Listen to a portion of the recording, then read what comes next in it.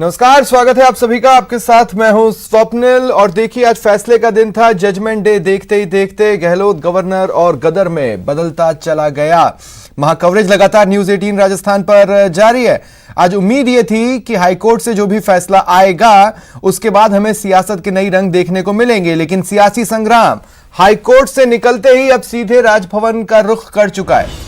मरुधरा का ये संग्राम, मरुधरा की ये महाभारत, फिलहाल इसका एक बड़ा मोर्चा राजभवन में खुला हुआ है। अगुवाई कर रहे हैं मुख्यमंत्री अशोक गहलोत। बड़ी संख्या में कांग्रेस के विधायक और कांग्रेस को समर्थन देने वाले विधायक वहां पर मौजूद हैं। और एक तरह से आप अब तक कांग्रेस की तरफ से जो कहा जा रहा था कि हमारे पास इतने विधायक हैं, हमारे पास इस तरह की स्थिति है, उसकी कोई बहुत बड़ी तस्वीर या एग्जैक्ट नंबर पता लगाने की अगर कोशिश की जा रही थी तो वो सामने नहीं आ रही थी। हाँ, कांग्रेस जरूर एक टाइम पर 109, 107 बोलती नजर आई थी। उसके बाद 102 तक पर भी सियासत चली है। लेकिन आज जो भी संख्या बल है वो राजभवन में दिख रहा है। और कहा जा सकता है कि एक तरह से शक्ति प्रदर्शन भी नंबर्स को लेकर ये हुआ है, जो कि दिखाई दे रहा है। इसके अलावा अब डिमांड यही है सरकार की, मुख्यमंत्री अशोक गहलोत की, कि विधानसभा सत्र बुलाया जाए। सत्र क्यों नहीं बुलाते, ये नारे आज गूंजे हैं राजभवन में। अब अमूमन देखिए, जो तस्वीरें विधानसभा में या विधानसभा के बाहर नजर आती हैं, मरुधरा की महाभारत ने कुछ ऐसा टर्न लिया है कि वो तस्वीरें अब राजभवन से नजर आ रही हैं। और इस बीच सीएम गहलोत ने राज्यपाल पर बड़ा हमला किया और उन पर केंद्र के दबाव में काम करने का आरोप लगाया। वहीं बीजेपी के प्रदेश अध्यक्ष सतीश पूनिया ने पलटवार किया। जिंदगी जीवन बचाने की चुनौती हमारे सामने है। ये भयंकर महामारी है कोरोना की, लड़ने का वक्त है। शानदार हमने मैनेजमेंट किया, पूरे देश में वाहवाही हो रही है। ऐसे माहौल में सरकार को टॉपर करने का षड्यंत्र करने में बीजेपी की भूमिका जो है, आप समझ सकते हो किस नीचे स्तर पर जाकर राजनीति देश में हो रही है। डेमोक्रेसी खतरे में डाल रखी है। इनकम टैक्स के, ईडी के, सीबीआई के छापे, ऐसा नंगा नाच कभी देखा नहीं है देश के अंदर जो आज देखने को मिल रहा है। मैं कहना चाहूंगा महामहिम राज्यपाल महोदय को, हम सब आ रहे हैं अभी एक साथ में राज्यपाल राजभवन के अंदर, उन सबसे सामूहिक रिक्वेस्ट करेंगे कि आप दबाव में किसी के नहीं आए। आपका संवैधानिक पद है, शपथ ली हुई है, अपनी अंतरात्मा के आधार पर शपथ की जो भावना होती है उसका आधार बना के फैसला करें।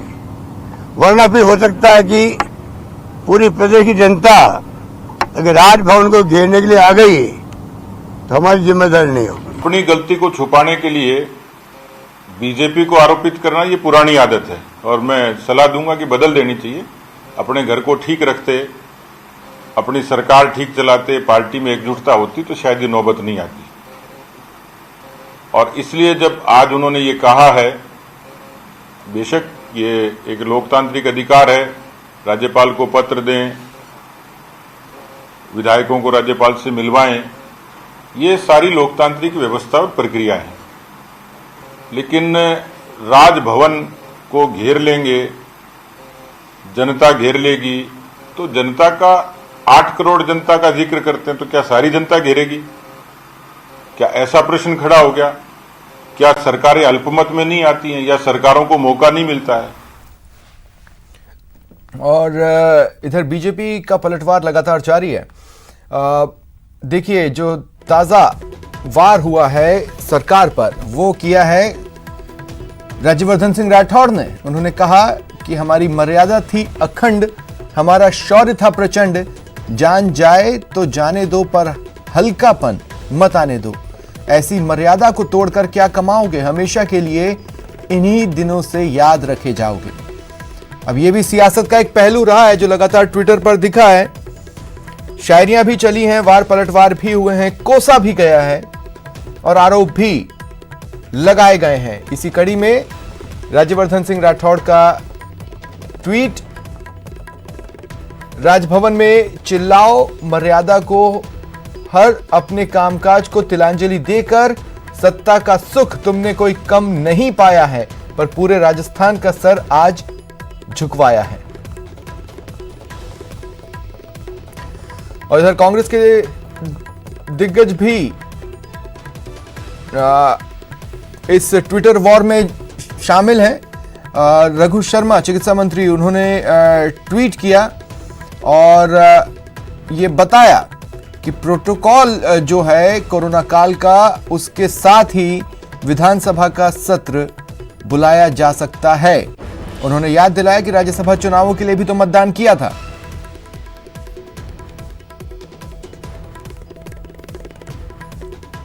और अब देखिए रणदीप सिंह सुरजेवाला कांग्रेस के दिग्गजों में गिने जाते हैं और हाल के दिनों में राजस्थान में जो कुछ भी हुआ उसके एक प्रमुख रणनीतिकार में भी वो शुमार रहे हैं। उन्होंने ट्वीट किया है कि मध्य प्रदेश में फ्लोर टेस्ट की जल्दी थी क्योंकि विधायक बीजेपी के कब्जे में थे। राजस्थान में फ्लोर टेस्ट नहीं कराएंगे क्योंकि विधायक कांग्रेस के साथ हैं। लोकतंत्र का चीरहरण जारी है, हैशटैग राजस्थान। और इसके साथ ही उन्होंने एक और ट्वीट किया है, गुंडागर्दी भाजपा कर रही है, क्या गवर्नर आर्टिकल 174 में विधानसभा सत्र बुलाने से इनकार कर सकते हैं? जब कांग्रेस सरकार विधानसभा सत्र बुलाना चाहती है तो भाजपा भाग क्यों रही है? कब तक जनमत का चीरहरण करोगे? रणदीप सुरजेवाला का यह ट्वीट और बड़ा वार भारतीय जनता पार्टी पर। और इधर कांग्रेस के थिंक टैंक में शुमार, काफी समय से कांग्रेस को लीड कर रहे अविनाश पांडे ने भी ट्विटर पर आकर बीजेपी पर हमला बोला।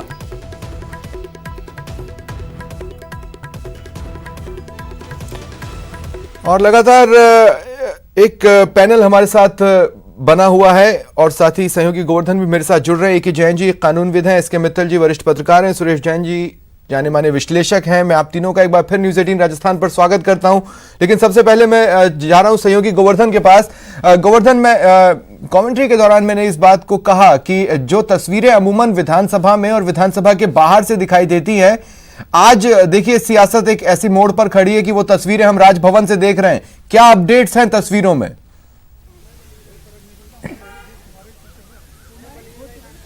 देखिए, तस्वीरों में अपडेट ये है कि राजभवन में अब ये धरना विधायकों का अनिश्चितकालीन होता हुआ दिख रहा है। राजभवन में टेंट का सामान भी पहुंच चुका है। तो इसका मतलब ये है कि कांग्रेस समर्थित जो विधायक, कांग्रेस और समर्थक जो विधायक हैं, वो रात भी राजभवन में धरना दे सकते हैं, रात के दौरान भी।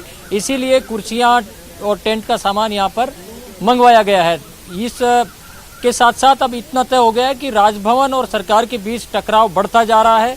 कांग्रेस पार्टी भी इसमें कूद चुकी है। कल 11 बजे सभी जिला मुख्यालयों पर कांग्रेस के कार्यकर्ता इसके खिलाफ प्रदर्शन करेंगे। केंद्र और राज्यपाल के रुख के खिलाफ प्रदर्शन करने का ऐलान किया है। पीसीसी चीफ गोविंद सिंह डोटासरा ने अभी थोड़ी देर पहले ट्वीट करके इस बात की जानकारी दी है कि कल सभी जिला मुख्यालयों पर कांग्रेस के कार्यकर्ता प्रदर्शन करेंगे। तो ये लड़ाई राजभवन से लेकर के सड़क पे भी आ चुकी है। अभी राजभवन में धरना दिया जा रहा है और कल कांग्रेस के कार्यकर्ता सड़कों पर उतर करके और केंद्र सरकार और राज्यपाल के खिलाफ प्रदर्शन करेंगे। अंदर जितने भी विधायक हैं, हमारी कई सीनियर विधायकों से बातचीत हुई है, उनका कहना है कि जब तक राज्यपाल विधानसभा सत्र आहूत करने की अधिसूचना पर दस्तखत नहीं कर देते तब तक यहीं पर वो धरने पर रहेंगे।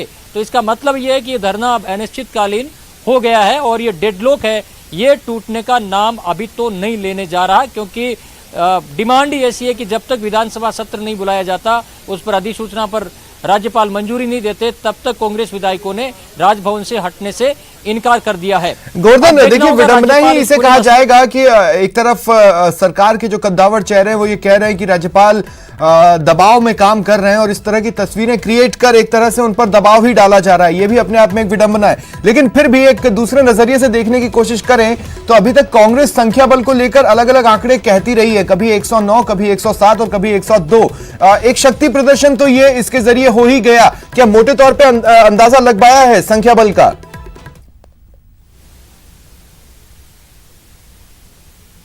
देखिए, कांग्रेस ने ये जो डिमांड रखी है तत्काल हाउस बुलाने की, इसके पीछे वजह ये थी कि वो अपना नंबर गेम एक बार सदन के पटल पर दिखाना चाहते थे।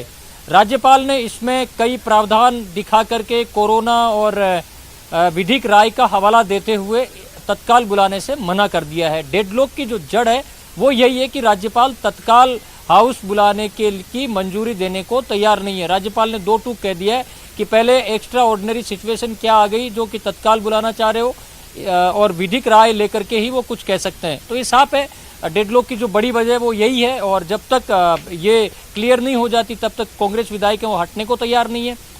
ऐसे में अब ये जो लड़ाई है ये राजभवन से बाहर जाकर के सरकार और राजभवन के साथ साथ कांग्रेस भी इसमें पार्टी बन चुकी है, और कांग्रेस कल 11 बजे सारे जिला मुख्यालयों पर प्रदर्शन भी करेगी। ठीक है, ये इस वक्त की बड़ी खबर है। कांग्रेस ने आगे की रणनीति तय कर ली है। कल सुबह 11 बजे तमाम जिला मुख्यालयों पर कांग्रेसी कार्यकर्ता और कांग्रेस के चेहरे प्रदर्शन करेंगे और विधानसभा सत्र बुलाया जाए, ये इस मांग को बुलंद करेंगे। और इस बीच जो बड़ा अपडेट सहयोगी गोवर्धन ने बताया, टेंट का सामान पहुंच चुका है। रात में अगर रुकने की जरूरत पड़ती है तो ये जो धरना शुरू हुआ है वो अनिश्चितकालीन में बदल जाएगा, और रात की व्यवस्थाएं वहां पर की जा रही हैं। हमारे तमाम गेस्ट हमारे साथ मौजूद हैं। शुरुआत मित्तल साहब मैं आपसे करना चाहता हूं। और मित्तल साहब, मुझे याद नहीं पड़ता कि राजस्थान में मेरी जितनी भी जानकारी है अब तक ऐसी कोई स्थिति आई हो कि चाहे जांच एजेंसियां हो, विधानसभा स्पीकर हो, हाईकोर्ट हो, सरकार तो होती ही है, और राज्यपाल भी, यानी तमाम संवैधानिक संस्थाएं आपस में टकराव की स्थिति में हैं और बड़ा कॉम्प्लिकेटेड सा इक्वेशन बन रहा है।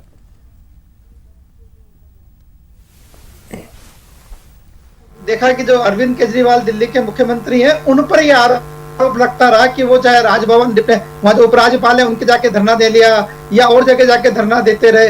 लेकिन शायद राजस्थान की राजनीति में ऐसे बहुत कम अवसर आए होंगे, या संभवतः ये पहला अवसर होगा जब मुख्यमंत्री के नेतृत्व में राजभवन में धरना दिया जा रहा है। और जैसा कि अभी आपने जानकारी दी कि टेंट का सामान आ गया, हो सकता है थोड़ी देर में हलवाई का भी सामान आवे और दूसरी चीजें भी आ जाए ताकि होटल में कैटरिंग की, अब अगर राजभवन में रुक रहे हैं तो खाना खाना है, वहां पर भी कैटरिंग की व्यवस्था होगी। मैं आपके पास तुरंत आ रहा हूं। देखिए, ऑफिशियल स्टेटमेंट आ चुका है जिस बारे में सहयोगी गोवर्धन बता रहे थे। पीसीसी चीफ ने यह साफ कर दिया है, कहा है कि सुबह 11 बजे कांग्रेस का प्रदर्शन, प्रदेशव्यापी प्रदर्शन इसे कहिए। पीसीसी चीफ गोविंद सिंह डोटासरा ने यह जानकारी दी है। यह प्रदेशव्यापी प्रदर्शन कल होने वाला है। सभी जिला मुख्यालयों पर कांग्रेसी कार्यकर्ता प्रदर्शन करेंगे। सुबह 11 बजे कांग्रेस का यह प्रदर्शन शुरू होगा। जी मित्तल साहब, आप कह रहे थे, उसे आगे बढ़ाइए। हाँ, तो मैं ये कह रहा था कि जिस तरीके से अरविंद केजरीवाल दिल्ली में धरना प्रदर्शन करते रहे, शायद वैसी की वैसी राजनीति अब राजस्थान के मुख्यमंत्री अशोक गहलोत भी करने लगे। और जिस तरीके से उन्होंने धरने से पहले, मतलब राजभवन में जाने से पहले, जिस तरीके से एक तरह से हम ये कह सकते हैं धमकी भरे अंदाज में ये कहा कि यदि क्या नाम से राज्यपाल ने विशेष सत्र बुलाने की अनुमति नहीं दी तो जनता जो है वो घेराव कर लेगी। तो मुझे लगता है कि शायद घेराव की वो प्रक्रिया शुरू हो गई है। जैसे अभी वो तो एक अतिशयोक्ति लगती है मित्तल साहब, वो तो एक अतिशयोक्ति लगती है। मुझे नहीं लगता कि जनता निकलकर सड़कों पर आएगी और इस तरह से घेराव कर लेगी। वो जो भी होंगे, हो सकता है उसमें से मैक्सिमम या 95% कांग्रेसी कार्यकर्ता ही हो। हाँ, और एक इसमें ये बात हो रही है कि जिस तरीके से अभी आपने बताया कि डोटासरा ने ये कहा है कि कल सभी जिला मुख्यालयों पर जाके क्या नाम से कांग्रेस के कार्यकर्ता प्रदर्शन करेंगे, तो मेरा ये मानना है कि जो मुख्यमंत्री ने जो बात कही थी उसी लाइन पे अब ये पूरी राजनीति कांग्रेस की वहां जा रही है। और अब ये देखना होगा कि जब धरने प्रदर्शन को लेकर सब जगह रोक लगी हुई है कोरोना काल के दौरान, हम देखते हैं कि जब कलेक्ट्रेट में कोई विरोधी दल के लोग वहां प्रदर्शन करते हैं तो कई बार उनके खिलाफ पुलिस मुकदमा दर्ज कर लेती है कि आपने जो कोरोना के दिशा निर्देश 2.0 कितने लोग परमिट करेगा क्या, और क्या उतने ही लोगों के आधार पर ये प्रदर्शन सक्सेस हो पाता है, ये देखने वाली बात बिल्कुल सही है आपकी मित्तल साहब। ए.के. जैन जी, देखिए, संविधान में हर चीज होने का रास्ता है, ऐसा नहीं है कि किसी चीज के नहीं होने का रास्ता नहीं है, बस समय समय पर क्लैरिफिकेशन की जरूरत पड़ती है। और आम लोगों की समझ में तो अगर कॉन्स्टिट्यूशन वो पढ़ने की कोशिश करें तो कॉन्स्टिट्यूशन समझ में भी नहीं आता। मैं भी उनमें से शुमार हूं। ऑलमोस्ट 90% कॉन्स्टिट्यूशन को समझना लगभग इम्पॉसिबल सा हो जाता है। लेकिन जितना मैं जानता हूं उसके हिसाब से मैं ये कह सकता हूं कि राज्यपाल को आज नहीं तो कल देर सवेर सत्र बुलाना तो पड़ेगा। देखिए, राज्यपाल एक सेरेमोनियल हेड है, जिसे हम कहते हैं कि वास्तव में सेरेमोनियल हेड है, जैसे राष्ट्रपति सेरेमोनियल हेड है और अस्थि शक्तियां मंत्रिमंडल के हाथ में होती हैं। राज्यपाल और राष्ट्रपति में फर्क इतना ही है कि राज्यपाल को कुछ इंडिपेंडेंट शक्तियां प्राप्त हैं और राज्यपाल राज्य के अंदर केंद्र का प्रतिनिधि होता है, या दूसरे साधारण भाषा में कहे कि भाई दिल्ली दरबार को राज्य के अंदर संभालने वाला राज्यपाल होता है। अब इस हालत में रहे आर्टिकल 163(1) है जिसमें यह कहा गया है कि राज्यपाल मंत्रिपरिषद की सलाह के अनुसार कार्य करेगा, सिवाय उन मामलों में जहां उसे खुद स्वतंत्रता दी गई है, जैसे किसी की सजा को माफ करना है या वाइस चांसलर की नियुक्तियों का मामला है। कुछ ऐसे प्रावधान है जहां राज्यपाल स्वतंत्र है। वो इसलिए रखी गई थी स्वतंत्रता की कई बार मंत्रिमंडल यदि अपनी ड्यूटी नहीं करता है या मंत्रिमंडल गलत तरीके से काम करने लग जाता है तो उस पर नियंत्रण राज्यपाल का है। सामान्यतः ये राज्यपाल के लिए बाइंडिंग है कि वो मंत्रिपरिषद की सलाह माने। और अब तक जहां तक विधानसभा आहूत करने का प्रश्न होता है वहां पर राज्यपाल ने हमेशा मंत्रिमंडल की सलाह मानी। जहां मुख्यमंत्री अल्पमत में आ जाते हैं या सरकारों को खतरा लगता है वहां बम्बई निर्णय में, और उससे पहले भी ये रही है कि राज्यपाल निर्देश दे सकता है कि आप सदन के फ्लोर पर जाकर अपना बहुमत साबित करें। तो वो क्या लीगल एडवाइस ले रहे होंगे मुख्यमंत्री को नियुक्त जो ये बातें आ रही हैं कि वो लीगल एडवाइस ले रहे होंगे, वो किस चीज की लीगल एडवाइस ले रहे होंगे?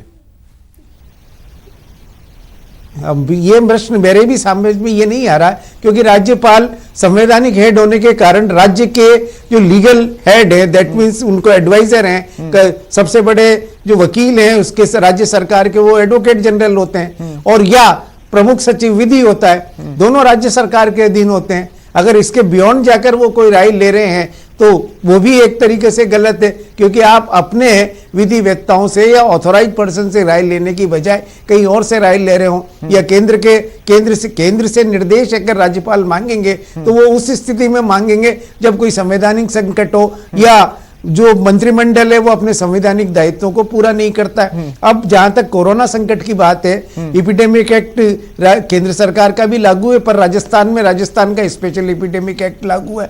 एपिडेमिक एक्ट में जो अथॉरिटीज आदेश निकालती हैं उनका पालन करने को उनको उल्लंघन करने को एक अपराध बना रखा है। पर एपिडेमिक एक्ट के तहत के दौरान ही राजस्थान में राज्यसभा के चुनाव हुए, राजस्थान के सारे दफ्तर खुले हुए हैं, राजस्थान में ट्रेन चल रही हैं। एक नियम है कि एक सोशल डिस्टेंसिंग की पालना करो पब्लिक प्लेस पे, और साथ में आप मास्क पहने या कुछ उस पालना करो। तो इस परिस्थिति में यह कहना कि मंत्रिमंडल ने अगर जो निर्णय लिया है, मंत्रिमंडल से भी ये उम्मीद की जाती है कि अब ये माना जाता है वो करें या नहीं करें कि उन्होंने सोच समझकर अपनी एक संवैधानिक दायित्व के तहत या संवैधानिक अधिकारों के तहत मंत्रिपरिषद ने निर्णय लिया है। ये कोई व्यक्तिगत निर्णय मुख्यमंत्री का नहीं होता बल्कि मंत्रिपरिषद का निर्णय है। अब मंत्रिपरिषद का जो निर्णय लिया है उसको री एग्जामिनेशन राज्यपाल करे, ये कुछ समस्या कानूनन एज ए कानून ये समस्या बाहर की बात आती है। क्या हम ये मान लें कि मंत्रिपरिषद तो राज्य हित में कार्य नहीं करता और उसके लिए राज्यपाल होता, वो संभव नहीं है।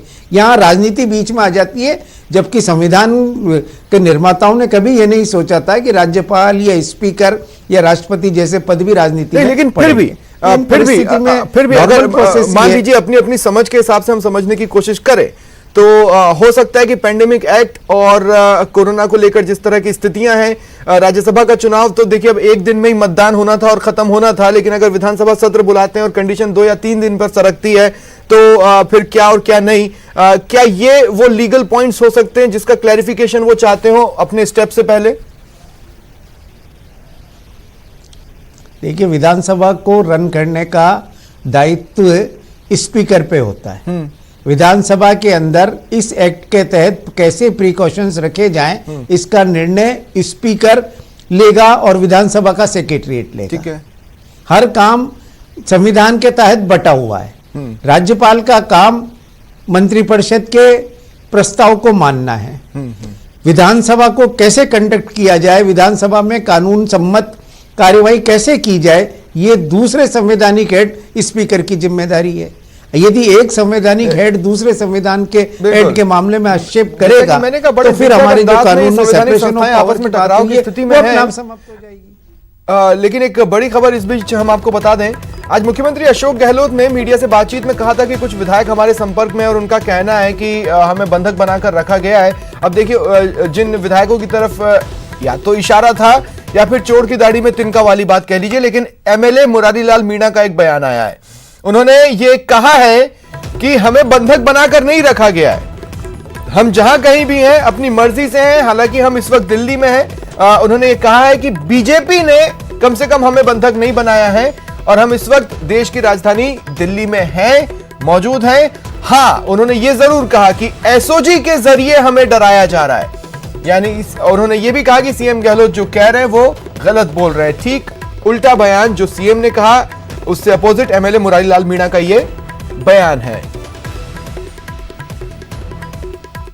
मुख्यमंत्री महोदय अशोक जी गहलोत इतने पुराने नेता हैं, 3 बार मुख्यमंत्री रह चुके, लेकिन इस बार जिस तरह के हम लोगों को पूर्व अंदर गलत आरोप लगा रहे हैं, इससे हमें बड़ा दुख हुआ, बड़े खेद हुआ। न तो हमने कांग्रेस छोड़ी है और न हमने कभी बीजेपी से संपर्क किया गया है।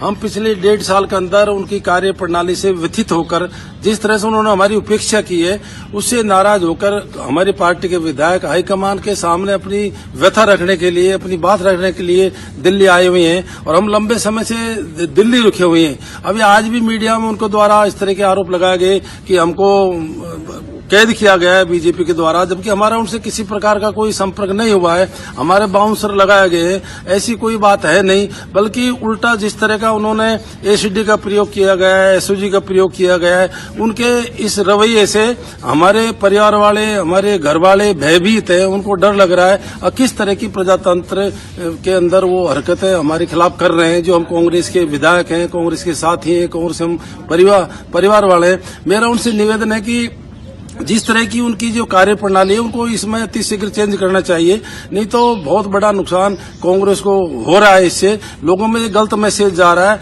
जबकि हमारे इस तरह की कोई बात है नहीं। और मैं तो यहाँ तक भी कहूंगा कि वास्तव में वो कांग्रेस के हितैषी हैं। यदि वो चाहते हैं कि इतना लंबा समय उन्होंने कांग्रेस में सफर तय किया है, अपना जीवन व्यतीत किया गया है, 3 बार मुख्यमंत्री रह चुके हैं, तो क्यों उस सीट के वो चिपक के बैठे? उनको कांग्रेस की एकता के लिए उस सीट को छोड़ देना। माननीय मुख्यमंत्री एमएलए मुरारी लाल मीणा का, और उन्होंने उन तमाम बातों को नकार दिया जो कि सीएम अशोक गहलोत की ओर से कहा गया था। हम पर किसी तरह का दबाव नहीं है, लेकिन एटीएस एसओजी हमारे परिवार वालों से संपर्क कर रहे हैं और डराया जा रहा है। हम यहाँ दिल्ली में हैं और सीएम गहलोत साहब से उन्होंने अपील की कि इस तरह की बातें वो न करें, रिक्वेस्ट की उन्होंने। परिवार के बीच का मामला है, उसको इसी तरह से रहने दें। बीजेपी हमारे संपर्क में नहीं है, बीजेपी हम पर किसी तरह का दबाव नहीं बना रही है। हम अपनी मर्जी से, स्वेच्छा से दिल्ली में हैं और जितने भी लोग हैं वो वहां पर एकजुट हैं। बीजेपी संपर्क नहीं कर रही है, लेकिन एसओजी के जरिए जरूर डराया जा रहा है। बहरहाल हमारे साथ गेस्ट पैनल लगातार जुड़ा हुआ है। सुरेश जैन जी, अब मैं आपके पास आना चाहता हूं। देखिए, 2-3 बातें मैं कहना चाहता हूं। पहले लोकसभा के नंबर्स, फिर अलग अलग राज्यों में जिस तरह के नंबर्स आ रहे हैं, एक बार की लगा था कि शायद कांग्रेस को ये महसूस होगा कि हम एक फीनिक्स मोमेंट को टच कर चुके हैं और अब हमें दोबारा अपने आप को रिकंस्ट्रक्ट करना है। लेकिन अब राजस्थान में जो घटनाक्रम है, मोटे तौर पर वो इशारा करता है कि एक बेचैनी है और कांग्रेस अब भी नहीं समझ पाई है कि उनका फीनिक्स मोमेंट वो खुद डिले कर रहे हैं। मैं पूछना ही चाहता हूं, उनका सबसे बड़ा डर क्या है? राजस्थान का पर राष्ट्रपति शासन लग जाना या इनकी सरकार गिरकर दोबारा चुनाव फेस करना? मुझे लगता है सबसे बड़ा डर इस समय यही है कि अभी जो 19 सदस्य रूप से सीएम का विरोध कर रहे हैं, कहीं ये संख्या बढ़ ना जाए, इतनी ना बढ़ जाए कि राज्यपाल को ये यहाँ पर कोई राष्ट्रपति शासन लगाने की सोचे या बीजेपी सत्ता हथियाने की सोचे। इसलिए ये चाहते हैं कि इनका बहुमत एक बार सिद्ध हो जाए और जो लोग इनके खिलाफ वोट करेंगे वो फिर स्पष्ट रूप से दल बदल कानून के अंदर स्पष्ट रूप से आ जाएंगे। उसी चीज को प्रकट करने के लिए ये सब हो रहा है और ये राजनीतिक रूप से उचित भी है कि जो लोग विरोध कर रहे हैं वो खुल करके विरोध करें। या तो सदन की सदस्यता त्यागनी पड़ेगी या दल बदल का सामना करना पड़ेगा और वरना हाउस के अंदर अपनी पार्टी का समर्थन करना पड़ेगा। नहीं, लेकिन इस आर पार की स्थिति से हासिल तो वो बचे हुए साल ही होंगे। देखिए, मोटे तौर पर अगर मैं कहूं कि 3.5 साल जो बचे हैं, इस आर पार का हासिल सिर्फ वही 3.5 साल है। इसमें कोई फ्यूचर की सोच नजर आ रही है क्या? फ्यूचर की सोच शायद उन लोगों को नजर आ रही होगी जो अशोक गहलोत मुख्यमंत्री में हमारा विश्वास नहीं है, ये बात प्रकट कर रहे हैं। उन्हें शायद कोई अपना फ्यूचर नजर आ रहा होगा और ये राजनीतिक निर्णय है, तो इसका जवाब राजनीतिक ही ज्यादा तरीके से दे सकते हैं। हाँ हाँ, तो लेकिन सुरेश जैन जी देखिए, कंपैरिजन की भी बात, अब जैसे एमपी और कर्नाटक और तमाम कंपैरिजन इस बीच उठे, एक कंपैरिजन मिसिंग था, मैं उसको इंट्रोड्यूस करना चाहता हूं, मैं याद दिलाना चाहता हूं। आंध्र प्रदेश के एक मुख्यमंत्री थे एनटीआर, वो विदेशों में इलाज के लिए गए हुए थे और उसी टाइम पर आंध्र प्रदेश पर राष्ट्रपति शासन लगाने की कवायद हुई थी, तो एनटीआर बिना इलाज कराए लौटे। वो खुद व्हील चेयर पे थे और अपने साथ तमाम अपने विधायकों को लेकर उन्होंने एक परेड सी करवाई थी राष्ट्रपति भवन में, ये दिखाने के लिए कि मेरे पास नंबर गेम है और मेरे पास सारे नंबर्स हैं। और इसका हासिल ये हुआ था कि आंध्र प्रदेश पर राष्ट्रपति शासन लगा था कुछ पलों के लिए, कुछ दिनों के लिए। इस पर मैं बातचीत करूंगा एके जैन साहब आपसे, लेकिन उससे पहले यहां पर मुझे बताया जा रहा है कि वक्त एक छोटे से ब्रेक का है। कहीं जाइएगा नहीं, जल्द हाजिर हो रहे हैं।